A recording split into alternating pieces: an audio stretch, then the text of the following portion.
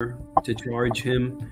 I don't know what kind of psychological test they've done on her to see if she's even capable of being charged. I mean, there's so many factors that come into play, Ron.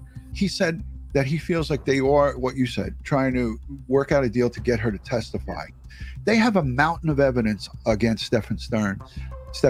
They don't need her to testify, in my opinion. What they need is to go after her and find her culpable and find her responsible for this child neglect, for failure to safeguard. You have a responsibility as a parent to make sure your child is safe within her home, and she failed to do that because she took a predator and gave him the green light to take her daughter by the hand and walk her to bedroom number 4 and sleep with her.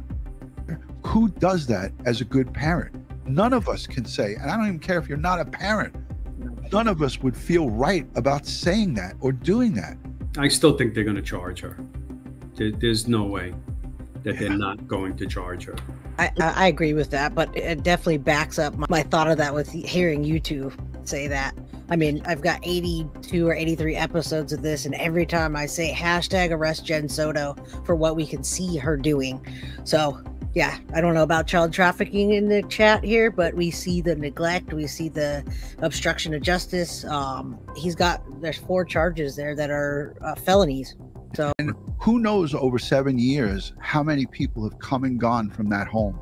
How many folks who she leased or rented to month came and went and had teenage or adult, teenage children that were jumping on the bandwagon? And maybe this scumbag, Stephen Stearns, was saying, hey, pay me this, you could do this with her. I hope and pray that that's number 4.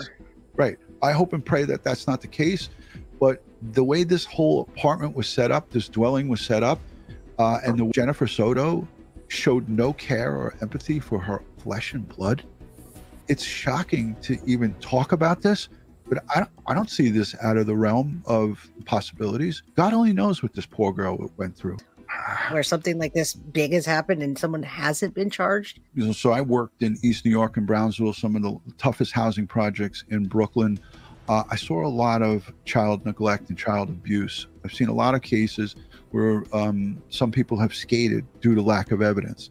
So the answer to that is yes, but also the secondary answer to that is more times than not, I would see the Brooklyn District Attorney's Office prosecute these cases to the fullest extent of the law.